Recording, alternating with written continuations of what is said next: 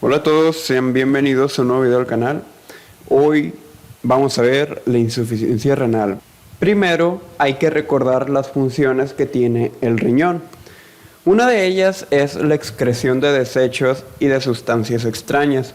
Estas mayormente son provenientes del metabolismo, por ejemplo la creatinina o la urea, el cual el riñón es encargado de sacarlo del organismo mediante la orina. También al metabolizar fármacos, hormonas, etcétera, etcétera.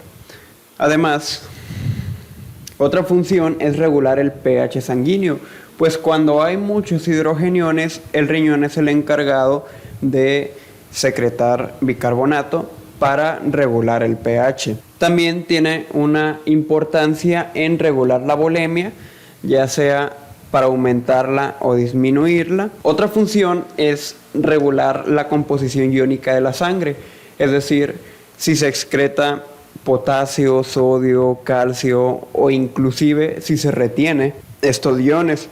Y bueno, como va a regular la volemia, también va a regular la presión arterial, no solamente con el volumen sistémico, sino también con la presencia del sistema renina-angiotensina-aldosterona. Este órgano tiene una capacidad glucémico, pues él puede crear glucosa, además de que puede eliminar la insulina. Produce hormonas también, como la eritropoyetina, y mantiene la osmolaridad en sangre, pues las proteínas del plasma no las elimina por los mecanismos que ya vimos en el síndrome nefrótico y el nefrítico. Ahora, si nos preguntamos cómo se forma la orina, primero existe la filtración, que es que la sangre o el volumen contenido en la arteria aferente llega al glomérulo y aquí es donde empieza la filtración. Aproximadamente son 180 litros al día.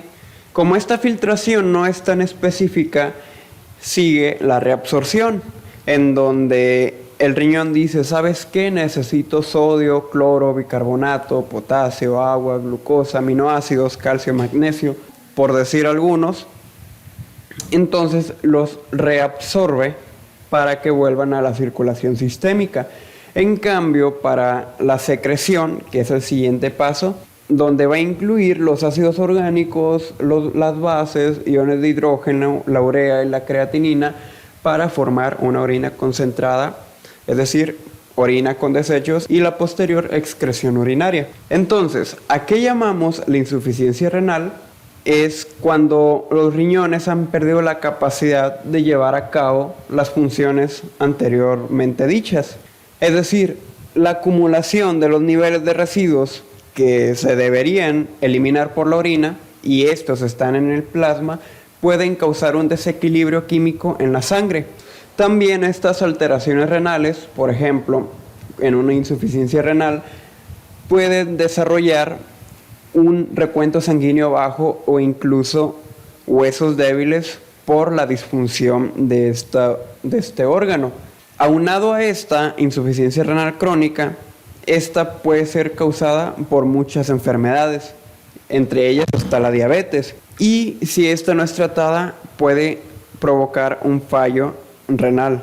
Y para comprender mejor la insuficiencia renal, vamos a dividirlo en insuficiencia renal aguda e insuficiencia renal crónica. Así que vamos primero con la insuficiencia o lesión o enfermedad renal aguda, como lo quieran ver. Igualmente tiene una clasificación de prerrenal, intrarrenal y posrenal. Pero esta es la pérdida brusca. Ojo aquí, que una notable diferencia es que esta es brusca y la crónica es con el pasar el tiempo.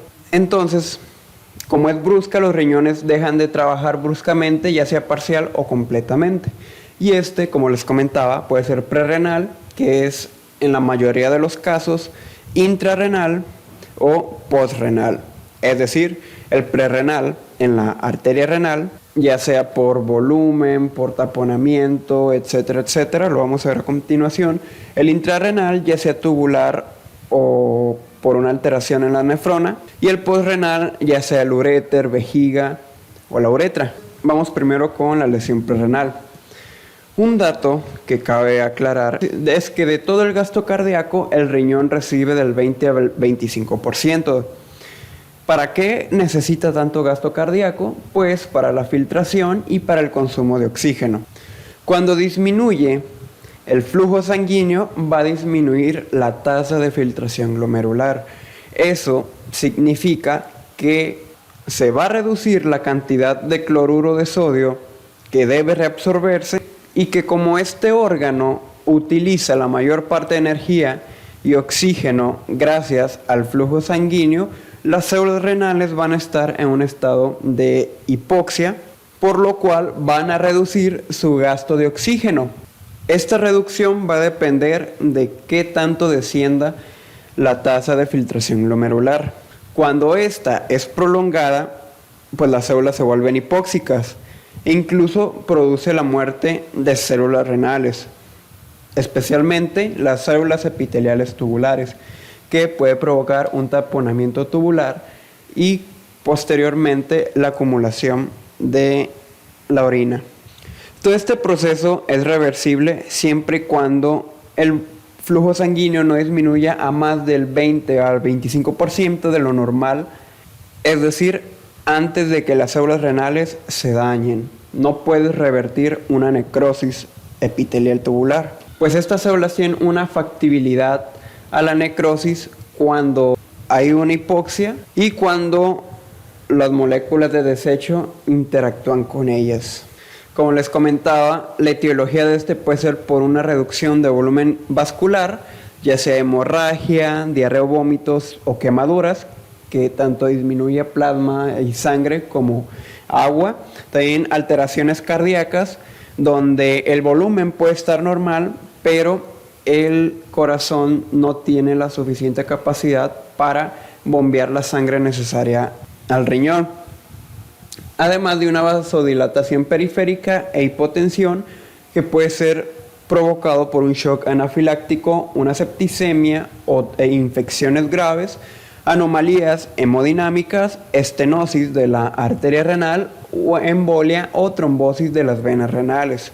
Ahora, pasando a la lesión intrarrenal, la etiología puede ser dos: una lesión en el glomérulo, o es decir, una glomerulonefritis, y una lesión en el túbulo renal, específicamente una necrosis, ya sea por isquemia, toxinas o medicamentos. En la glomerulonefritis ya lo vimos en el síndrome nefrítico, así que me voy a saltar esta diapositiva y les dejo el link para que vayan a verla. Y en la necrosis tubular por isquemia renal tenemos que debe haber una isquemia prolongada, es decir, debe haber una disminución tan grave de oxígeno que las células epiteliales tubulares renales no pueden conseguir el oxígeno y posteriormente se desprenden y bloquean las nefronas, bloquean la luz. Todo esto va a disminuir la producción de la orina. Todo esto quiere decir que, por ejemplo, si una hipovolemia fue la causante de la isquemia prolongada, cuando la volemia se regule, las nefronas pueden seguir obstruidas por el desprendimiento epitelial. Además de que la causa más importante de isquemia renal es la insuficiencia prerrenal. En cambio, cuando esta necrosis es por toxinas o medicamentos, puede ser por estas toxinas que va a provocar esta muerte epitelial. En ocasiones también se destruye la membrana basal, pero cuando esta membrana no es destruida, puede haber una creación de nuevas células tubulares de 10 a 20 días. Y por último, la lesión renal aguda postrenal se debe a una obstrucción bilateral de los uréteres o la pelvis renal causada por cálculos o coágulos sanguíneos grandes, obstrucción vesical y obstrucción de la uretra. También pueden ser alteraciones neurológicas, donde los reflejos omitan la secreción de orina. Cuando disminuye la diuresis en un solo riñón, el otro tiene la capacidad de aumentar su actividad para compensar y que no se produzcan cambios importantes en la concentración del volumen extracelular y los electrolitos. Es por esta razón que en la lesión renal aguda Los riñones pueden estar hiperfuncionantes y pueden estar más grandes de lo normal, donde en la crónica están más chicos.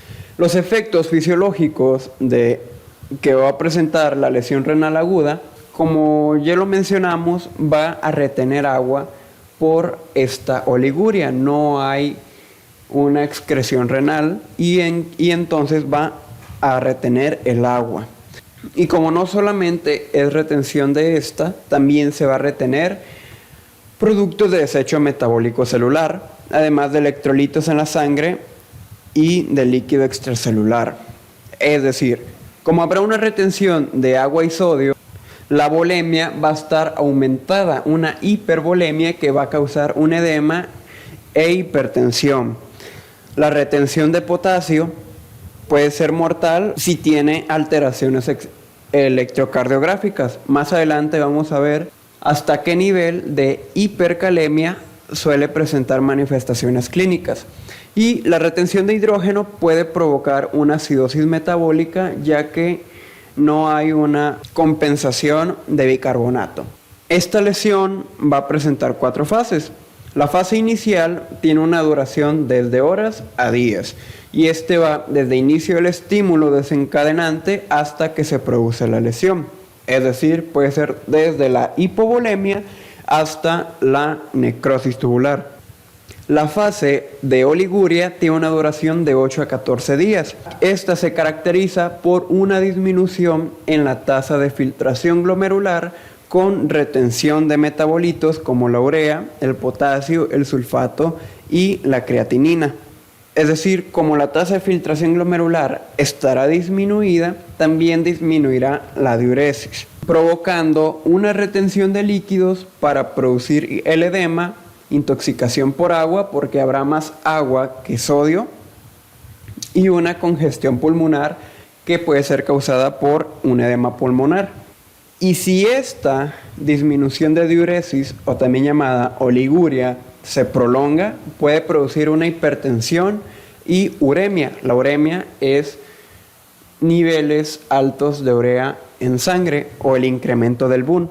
E igualmente la retención del potasio, hiperpotasemia, suele ser asintomática hasta que supera de los 6 a 6.5 miliequivalentes por litro. Cuando lo supera, se presentan cambios electrocardiográficos y debilidad muscular. Esta hiperpotasemia puede ser tan grave que puede provocar arritmias cardíacas, inclusive una muerte por insuficiencia cardíaca.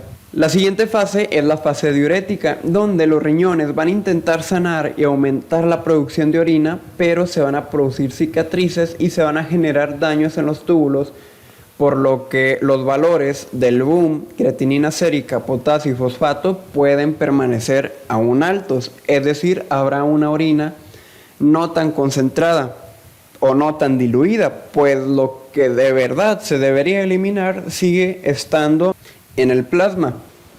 Y por último tenemos la fase de recuperación, donde se resuelve el edema tubular y se mejora la función renal recuperando el equilibrio hidroeléctrico. En esta, el BUN y la creatinina vuelven a sus valores normales y la tasa de filtración glomerular también. Como vimos, en pocas palabras, la lesión renal aguda puede revertirse. En manifestaciones clínicas de inicio temprano está la presencia de fatiga y malestar general por la presencia de la urea en plasma y la hiperpotasemia. Cuando va avanzando puede presentar disnea, ortopnea y estertores. Estos estertores puede ser por un edema pulmonar. Además puede presentar hipertensión arterial y un edema periférico. La hipertensión arterial puede ser provocada por la activación del sistema renina-angiotensina-aldosterona con posteriormente reabsorción de sodio, y bueno, si se reabsorbe sodio, se reabsorbe agua e incrementa el volumen para generar un edema. En pacientes donde la perfusión renal está disminuida, pueden presentar azoemia prerrenal, es decir, el BUN alto en relación con la creatinina sérica, presentar oliguria y anuria. También puede presentar alteraciones electrolíticas, hiponatremia, donde los filtrados glomerulares son menores de 10 mililitros por minuto, Hipernatremia cuando se trata de regular la hiponatremia y pues es causado por un exceso de soluciones hipertónicas. La sobrecarga de volumen por retención renal de sodio puede aparecer en filtrados glomerulares inferiores a 25 mililitros por minuto, donde puede presentar un edema, hipertensión arterial e inclusive insuficiencia cardíaca. Puede presentarse hipercalemia por utilización de IECAs y AINES, además de antialdosterónicos y beta bloqueantes, y puede presentar también una acidosis metabólica en filtraciones glomerulares menores de 20 mililitros por minuto. Para el diagnóstico, primeramente es la clínica, anamnesis y una exploración. También nos puede ayudar los parámetros bioquímicos, análisis de sangre y orina, los parámetros de una funcionalidad renal, ecografía y biomarcadores. En el análisis de la orina va a medir la osmolaridad de concentración de sodio y excreción fraccionada de sodio. Va a presentar proteinuria, hemoglobinuria y cilindros o cristales en orinas. Este parámetro es importante para diferenciar de la uremia perirenal a la necrosis tubular, en la que se pierde la función de filtrado y no se puede concentrar la orina. En la prerrenal, la concentración de sodio y excreción va a ser menor que la renal. Y el análisis de sangre busca el BUM y la creatinina para evaluar la capacidad de eliminar desechos nitrogenados en sangre. Sin embargo, el libro mencionaba que no son tan certeros para dar un diagnóstico, pues la edad, sexo, masa muscular e inclusive la dieta influyen en la concentración de ambos. Aquí tenemos los biomarcadores que se busca: la interleucina 18, que es una citocina proinflamatoria que se va a producir posterior a la lesión de células epiteliales del túbulo proximal. También tenemos el KIM1 y el FAP y NGAL, que pues aquí tienen la imagen por si quieren ponerle pausa. También tenemos la clasificación rifle de R de riesgo y de injuria, en este caso representado por lesión, F de falla, L de lost o pérdida de función, loss of function, y E de enfermedad renal terminal. Para el tratamiento se debe interrumpir el fármaco nefrotóxico, hay que mantener el volumen de los líquidos, mantener las concentraciones de sodio, calcio y potasio, hay que corregir los trastornos metabólicos, puede aplicarse una sonda vesical según la gravedad de la lesión renal y también según la gravedad puede darse hemodiálisis. Ahora, continuando con la insuficiencia renal crónica, primero vamos a ver cuál es la definición. Pues es un daño renal o una tasa de filtración glomerular menor de 60 mililitros por minuto por 1.73 metros cuadrados. Esto durante más de 3 meses. Representa una pérdida de las nefronas funcionales con un deterioro progresivo de la filtración glomerular, capacidad de reabsorción tubular y funciones endocrinas en los riñones. En sí, el riñón deja de funcionar. En los factores etiológicos tenemos los no modificables, ya sea la edad, el sexo, raza e inclusive el bajo peso a nacer. Los que sí pueden modificarse, como la hipertensión arterial, la diabetes, obesidad, dislipidemia, tabaquismo, hiperuricemia, hipoalbuminemia, enfermedad cardiovascular y alteraciones inherentes a la enfermedad renal crónica, como la anemia, alteraciones del metabolismo mineral, acidemia metabólica e inclusive otras moléculas que pueden progresar a un daño renal. Sea la etiología que sea, el resultado va a ser el mismo: una reducción del número de nefronas funcionales. Entonces, ¿cómo es que pueden lesionarse? Una de ellas son los vasos sanguíneos. Una lesión en esta, ya sea por una ateroesclerosis o una hiperplasia fibromuscular, va a desencadenar una disminución de la función renal unilateral, porque normalmente suelen afectar un solo riñón. Y en pocas palabras, lo que acabo de mencionar es un taponamiento de la arteria renal y consecuentemente una hipoperfusión. En cambio, cuando el problema no es en un vaso grande, sino en uno pequeño, se va a ver reflejado en la nefrona. Normalmente aparece en arterias interlobulares y arterias aferentes. Y pues la fuga de plasma a través de la membrana íntima de estas arterias hará que se formen depósitos fibrinoides en las capas medias de los vasos, es decir, un engrosamiento progresivo. Todo esto al final va a ocluir la luz del vaso y va a evitar el flujo sanguíneo por este.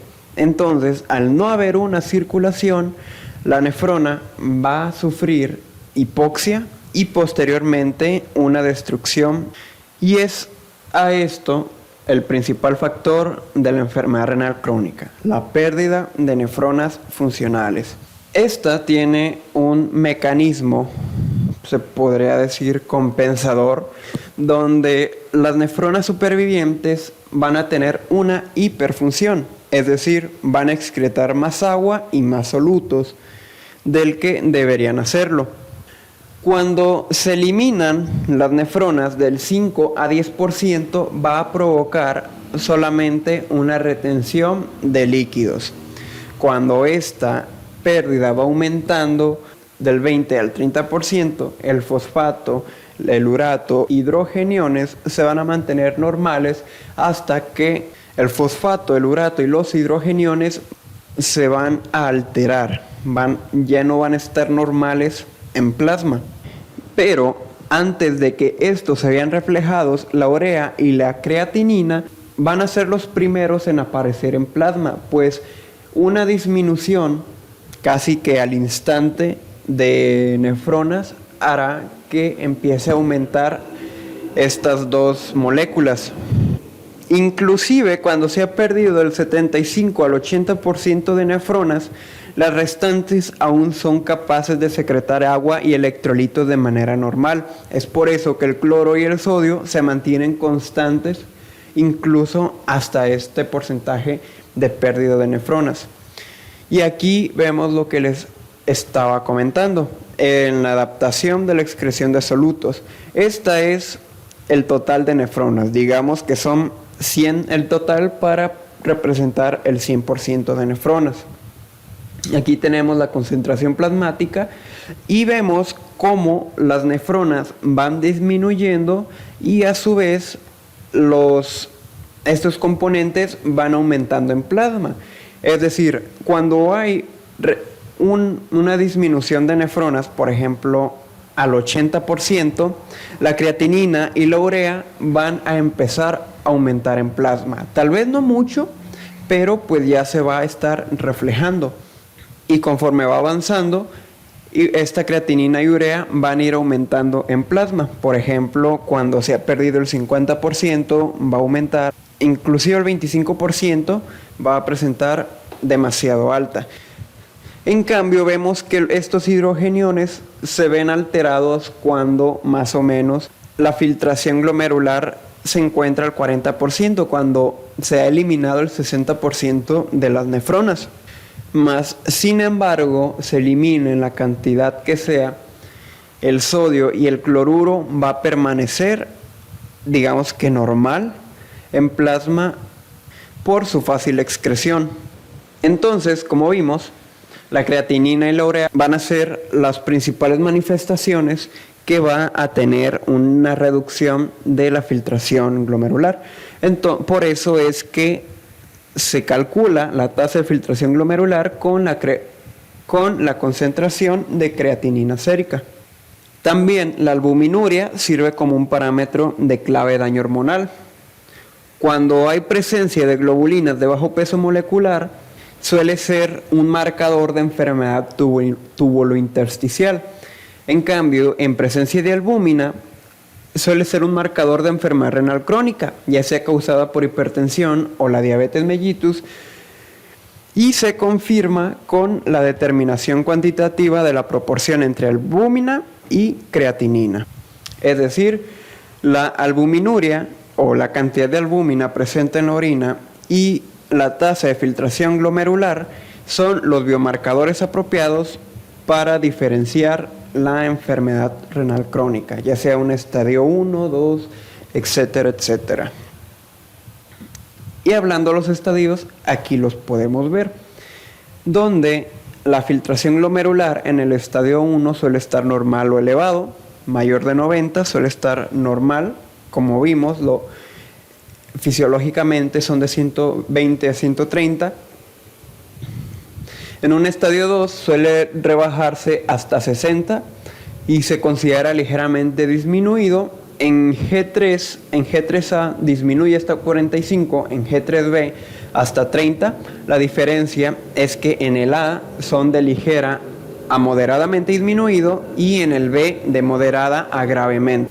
Y la G4 disminuye hasta 15, que se considera gravemente disminuida, y pues la 5 es un fallo renal donde es menos de 15. Aquí vemos las categorías albuminuria y la orina. Cuando es menor a 30 se considera normal o poco elevada. Cuando es de 30 a 300 es moderadamente elevada y mayor de 300 es muy elevada, la albúmina en orina de 24 horas. A todo esto, fisiopatológicamente se le denomina un círculo vicioso, porque la lesión renal va a provocar un deterioro progresivo de la función renal y si esta no se trata puede evolucionar hasta una enfermedad renal crónica y empieza con un problema renal. Este problema evoluciona a que el número de nefronas disminuyan. Por tanto, las nefronas existentes se van a hipertrofiar, además de que van a tener una vasodilatación y la presión arterial va a aumentar. Estos tres factores van a condicionar a que la presión glomerular aumente. Además, también va a aumentar la filtración. ¿Por qué? Porque si hay una hiperfunción, también va a haber una hiperfiltración para así, digamos, mantener estándares normales como si las nefronas no hubieran muerto. Todo esto generará una glomeruloesclerosis que, en pocas palabras, disminuirá aún más el número de nefronas. Las manifestaciones clínicas se van a dar conforme se destruyen las estructuras renales y como vayan funcionando. Tenemos primero la acumulación de residuos. Este es el signo temprano de la lesión renal, como les había comentado, la hiperazoemia y la uremia, donde normalmente la urea se va a tener que eliminar en sangre, pero cuando hay 2/3 de nefronas afectadas, la urea se va a hacer presente en el plasma. ¿Y esto por qué? Pues a pesar de que la urea y la creatinina se filtran, no se puede reabsorber la creatinina, pues el riñón, por mecanismo, entre comillas, fisiológico, gracias a una alteración hipovolémica, va a pensar que no tiene el volumen suficiente para una filtración glomerular normal, por lo cual hará una reabsorción de la urea y reabsorción de sodio para aumentar la volemia. En cambio, como la creatinina es una molécula demasiado pesada, no se va a poder reabsorber. Es por eso que se utiliza como método indirecto para valorar la tasa de filtración glomerular. Suele presentar debilidad, fatiga, náuseas, apatía, además de debilidad extrema, vómitos, letargia y confusión en alteraciones graves. Esto por la toxicidad que tiene la urea en el organismo. En cambio, en alteraciones hidroelectrolíticas y ácido básicas, tenemos que, como ya comenté, se va a reducir la excreción de sodio. Esto nos va a generar una retención de sodio y posteriormente una hiperpotasemia. Como el riñón también suele crear bicarbonato para compensar la acidosis, en este caso se va a ver afectado. Entonces puede desarrollar una acidosis metabólica. Cuando se desarrolla esto, se debe amortiguar con calcio de algún lugar. Es por eso por lo que recurre a los huesos a una resorción ósea y consigo trae alteraciones esqueléticas, las cuales vemos a continuación. Normalmente, todo el fosfato que se ingiere va a ser el fosfato que se va a eliminar. Si una persona con enfermedad renal crónica ingiere potasio, no lo va a eliminar porque su riñón no puede eliminarlo. Entonces, cuando está aumentado el fosfato, va a estar disminuido el calcio y viceversa. Entonces, esta hiperfosfatemia va a provocar una reducción súbita de calcio. Esta reducción va a estimular la hormona paratiroides, la cual se encarga de la resorción ósea para así obtener calcio de los huesos. Sin embargo, como este calcio va a ser utilizado para compensar la acidosis, además de que la vitamina D3 se encarga de que se reabsorba en el tubo digestivo, sufrirá un círculo vicioso, pues estará reabsorbiendo calcio del hueso y no será captado, y es por eso que puede tener un hiperparatiroidismo secundario. Entonces, ¿qué hormona es la encargada de que la paratiroides deje de funcionar? La vitamina D3, pero en sí el calcitriol. Entonces, ¿por qué el calcitriol no actúa? Pues bien, la vitamina D3 puede estar en el cuerpo, pero el riñón se encarga de convertirla en su forma activa, el calcitriol. Entonces, al no haber calcitriol, se va a afectar el reemplazo óseo, pues además de que el calcio sea captado por el tubo digestivo, también va a ayudar a la diferenciación de osteoblastos, para que los osteoclastos no solo destruyan hueso, sino que los osteoblastos también reparen. En este caso, habrá una destrucción ósea, mas sin embargo no habrá un recambio óseo. Y es esto lo que nos produce una osteodistrofia renal. Este puede ser por recambio alto o por recambio bajo. El recambio alto se caracteriza por un aumento de la reabsorción y de la formación ósea. Sin embargo, como no hay una activación de osteoblastos, el recambio va a estar disminuido, pues va a aumentar el número y la actividad de los osteoclastos, y a pesar de que también aumenten osteoblastos, no habrá los suficientes para esta reparación, por lo cual se va a reducir la densidad ósea y va a favorecer la formación de huesos porosos y fibras gruesas. Esto en hueso compacto. En cambio, en la de recambio bajo, es una disminución de osteoblastos como osteoclastos, donde la tasa de recambio ósea es baja y la acumulación de matriz ósea no mineralizada también. Aquí tenemos la osteomalacia, que se caracteriza por la formación lenta de hueso y anomalías de mineralización ósea, lo cual se genera por la deficiencia de la vitamina D, exceso de aluminio y la acidosis. En cambio, en la osteodistrofia adinámica se caracteriza por el volumen y mineralización ósea producida debido a la supresión excesiva de la hormona paratiroidea. Prosiguiendo con alteraciones, también tenemos las hemáticas, donde habrá anemia. ¿Por qué se puede producir una anemia por enfermedad renal crónica? Por esto. Primero, por una pérdida renal crónica en sangre. Puede haber una hematuria que favorezca a la anemia. En la hemodiálisis se pierden gran cantidad de células rojas. La supresión de la médula ósea o anemia plástica gracias a los factores urémicos. Una disminución de síntesis de eritropoyetina, esta hormona secretada por el riñón que estimula la eritropoyesis. Y la disminución de hierro por restricción de la ingesta o por anorexia, que vamos a ver más adelante porque el paciente no puede consumir alimentos. Además, puede también tener coagulopatías como epistaxis, menorragia, sangrado del tubo digestivo o equimosis.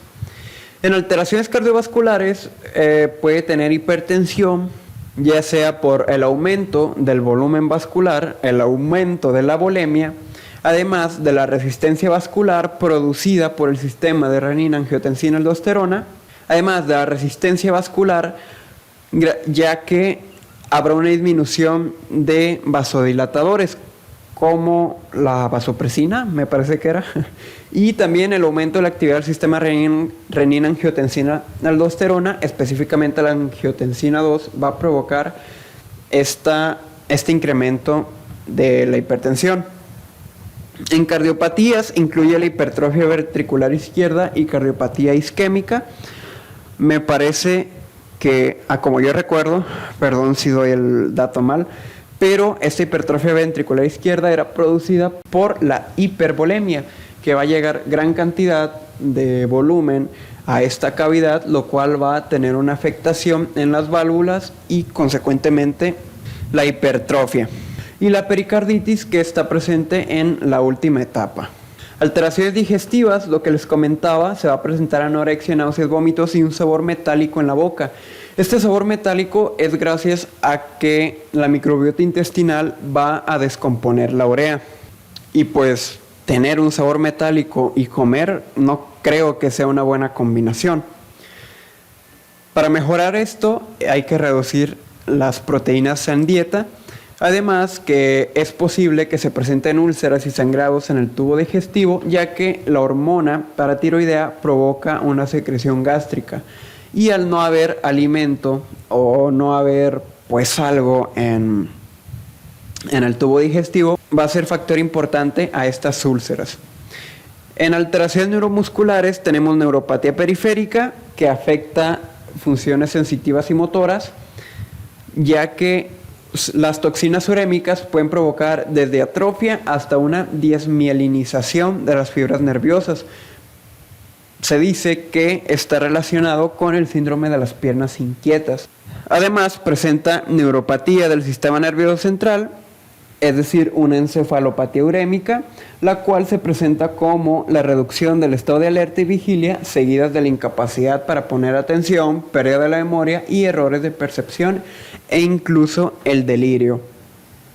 Alteraciones inmunitarias, ya que igualmente la toxicidad de la urea provoca una disminución de granulocitos, deterioro de la inmunidad humoral y celular, además de una función anómala de los fagocitos, y también alteraciones de la integridad cutánea, palidez por la anemia, equimosis por la viscosidad de la sangre, cristales de ureasa, prurito por las concentraciones altas de fosfato, que puede tener demasiada comezón en la piel la persona, que al rascarse puede igualmente propiciar alteraciones infecciosas, y resequedad en la piel y mucosas, que era por una hipofunción de las glándulas sudoríparas y sebáceas. En disfunción sexual no se sabe por qué a ciencia cierta, pero se atribuye a estos factores como concentraciones altas de toxinas, neuropatías. Hay que recordar que las funciones sexuales están determinadas por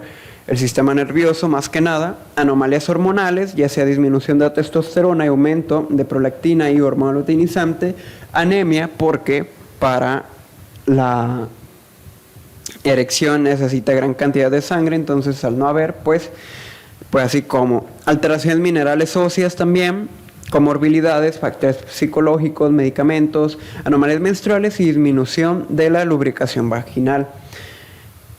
También el riñón se encarga de eliminar fármacos, por lo cual va a interferir en la absorción, distribución y eliminación del medicamento. Pues como sabemos, los fármacos solamente funcionan si se unen a proteínas plasmáticas para su transporte. Por lo cual, a no estar fijadas, en este caso, albúmina, que es el principal Uber, se podría decir, habrá más cantidad libre. También, como sabemos, algunos fármacos forman metabolitos tóxicos. Para el diagnóstico es la historia clínica, es decir, si presenta nocturia, poliuria, polidipsia, disuria o hematuria. Además, si tiene o presentó enfermedades sistémicas que provocaron esta enfermedad renal crónica, exposición a tóxicos renales infecciosos e infecciones, además de antecedentes familiares. También puede ser una imagenología renal, una exploración física, ya sea presión arterial o exploración cardiovascular, y parámetros bioquímicos, donde en análisis de orina 24 horas el paciente presenta hematuria, proteinuria, disminución del volumen urinario y sedimentación urinaria. Análisis de sangre presenta mucha creatinina, urea y nitrógeno ureico, sangre moderadamente ácida, aumento de niveles de potasio, calcio y calcitriol disminuidos, pero fosfato y paratiroideas elevados, además de la hemoglobina baja. El tratamiento se basa en prevenir o retrasar la destrucción de las nefronas y utilizar terapia de reemplazo. Pueden ser inhibidores de la ECA y de la ARA para controlar la presión arterial, y un tratamiento para tratar la causa original del padecimiento renal. Además, evitar fármacos que potencien el daño y controlar la glucosa sanguínea en personas con diabetes mellitus. Aquí tenemos el manejo, fármacos, indicación y objetivo para que lo analicen a profundidad. Y además, también presentamos la diálisis peritoneal y la hemodiálisis. La hemodiálisis es un tratamiento de sustitución de la función renal que consiste en filtrar la sangre periódicamente. Es decir, se extrae del organismo, se hace circular por un dializador o filtro donde se va a eliminar las toxinas acumuladas y exceso de líquidos. Después, esta sangre limpia se vuelve al organismo. Para esto se necesita un acceso vascular, catéter vascular o fístula arteriovenosa. Y en la diálisis peritoneal, introduce por medio de un catéter solución dializante estéril al abdomen. La solución se deja reposar y permanece en la cavidad peritoneal, y durante este tiempo los productos metabólicos y el líquido extracelular difunde el líquido dializador, por lo que permite su eliminación. Y esto básicamente por ósmosis, que va a jalar los desechos que se deberían eliminar por la orina hacia la diálisis o el líquido, y posteriormente se va a eliminar. Por último, aquí tienen las bibliografías utilizadas.